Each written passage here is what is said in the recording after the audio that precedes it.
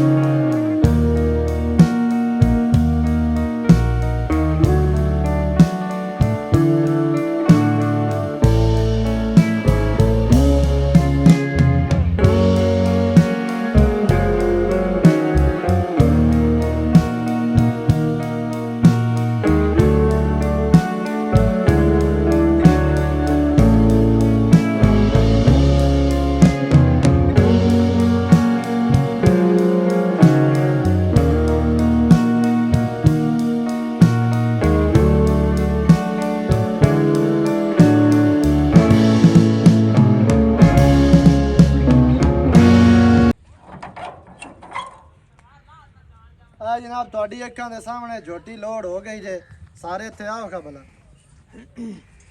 सेहत ठीक है? बिल्कुल तबीयत भी ठीक है? बिल्कुल जी माशाल्लाह लगी है। हाँ जी अल्लाह पाक भाई होरां दा नसीब करे। बाद दे विच भी पार्टियां क्यों आंदियां जांदियां रहियां ने लेकिन भाई होरां दा प्यार है कि इन्हां ने जनाब सानू ही झोटी दित्ती है।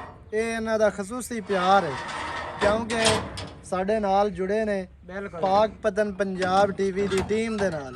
अल्लाह पाक जनाब इन्होंने भी सेहत देवे तो सारे भरावां नूं वेखण वालियां नूं ते भाई जान हुण कोई गिला शिकवा है? कोई गिला किसी किस्म नहीं, किसी किस्म दा नहीं कोई है ते हुण दस। नहीं नहीं काम सही हो रहा? बिल्कुल सोना जान मैं 16 में गलत तो नहीं? नहीं जी लै चलो जी। वीडियो चंगी लगी वीडियो नूं करना लाइक ते शेयर ते कमेंटां च अपनी राय दे नाल सानू जरूर आगाह करना है। नवीं अच्छी और बेहतरीन वीडियो दे नाल हाजिर होवांगा। अल्लाह निगहबान पाकिस्तान जिंदाबाद।